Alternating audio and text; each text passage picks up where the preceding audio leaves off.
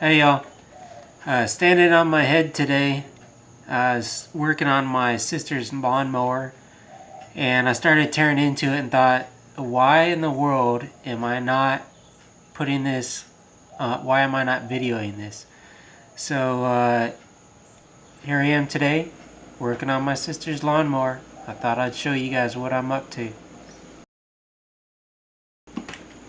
So guys, what I'm doing is this is a Walmart brand mower with a Chonda. It's a Chinese Honda clone overhead valve motor, and it's got carburetor issues. The thing will start and sputter for a few minutes and then die. So what we're gonna do is I have a feeling that the needle is either stuck or there's something else clogged up inside the carburetor that we just got to take off and clean up. I've already had this off a couple times, and it's already tore apart right now because I started tearing it apart before I thought about putting this, before I talked about filming this. But I'm going to finish tearing it apart. This spring hose clamp is sprung in, and I'm just going to cut the thing off because it's just driving me nuts. And then we're gonna figure out what's wrong with the carburetor. I think I'm gonna drain all the gas out of it and see what we got inside of there. That's probably part of the reason is bad gasoline. You know, these motors, these overhead valve motors on these mowers, they're great little motors. They're quiet, they're easy to start, they run clean, but they're just not reliable. There's nothing like a good old F-head, flathead, Briggs & Stratton with the siphon carburetor on it. These carburetors with the float bowls and the needles and, all your secondary idle adjustments, and, they're cool carburetors. They're like the big boy carburetors. But they're just problems. This is something you just want to start up and make it run so you can cut the grass in your yard and put the thing in the shed and not have to worry about it till next time the grass is too tall and your wife's yelling at you to mow the grass. Come on, focus. Alright, there we go. So, they're nice. They're probably cheap for them to make, but buy a Briggs & Stratton. You'll thank yourself later.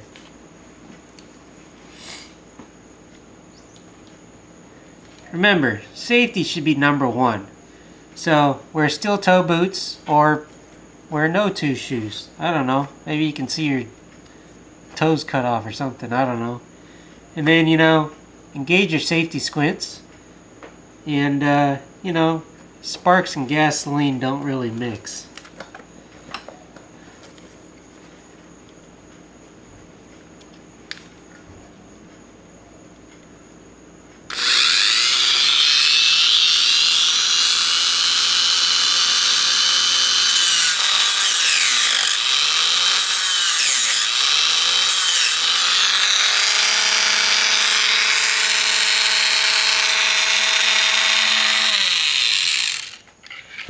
Your screwdriver.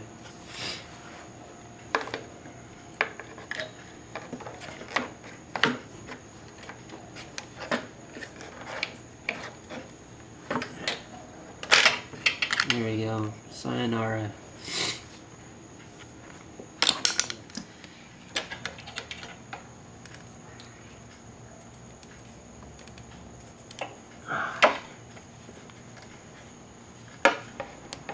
There we go.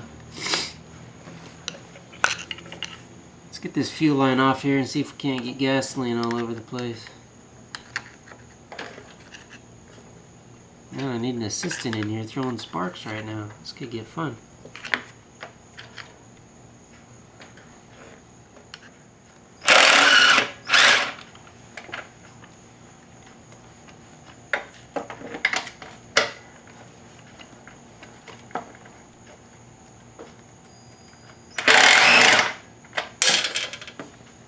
I'll find it later.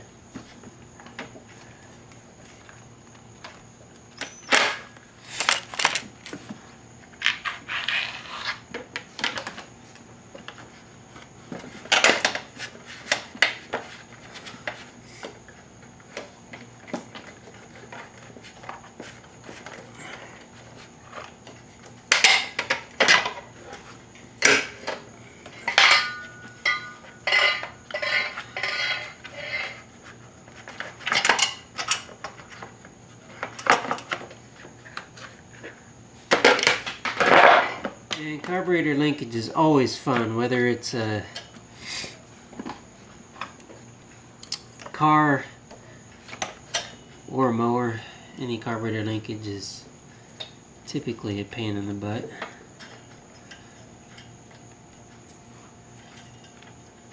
There we go.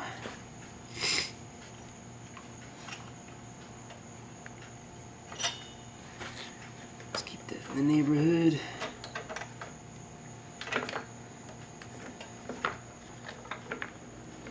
It'd be a lot easier if I could lift this mower up and put it on a workbench, but you know, I'm not quite sure how I would do that. So there we go.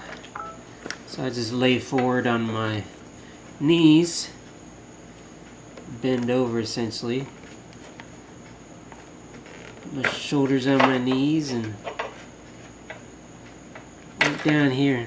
It'd be a whole lot easier if I could get down on the ground and work on it, but I ain't getting back up if I get down on the ground. Usually when I get down on the ground, it's because gravity won. Come on, dude, come off. There we go, there's the fuel line. And there's this fandancy carburetor. So you've got, see if I can hold it to where you guys can see it. You got the regular bowl, you got a throttle butterfly that's on the intake side. You know, not too much like a, you know, like a conventional carburetor. And there's where your linkage goes on the top here. You got your this little hose right here for your primer circuit. Essentially all that does is squirt fuel into the intake, into the carburetor venturi and fire it off, because you know when you start the engine, to be able to pull fuel into the carburetor you have to have a vacuum signal. Well, you know, when you're pull starting the thing, you're not going to get enough vacuum to pull fuel up into the carburetor, so you'd have this primer circuit. You know, you push the red button a few times and that just squirts gas in here. Crank it right away and it should fire right off. Once it fires off, then it can start pulling vacuum to pull the fuel up into the venturi through the circuits. I have a feeling, well, I can, that tastes great. I can blow air into the fuel inlet, so it tells me that the float's not stuck. But we're going to pull the bowl off here and see what's in here, see if it's clean. If not, you know, we'll clean it up. If that's not the issue, then I don't know. We've got, see, I'm going to drain out the fuel tank and see if I can get some fresh fuel in there too. So let's adjourn to the workbench, shall we?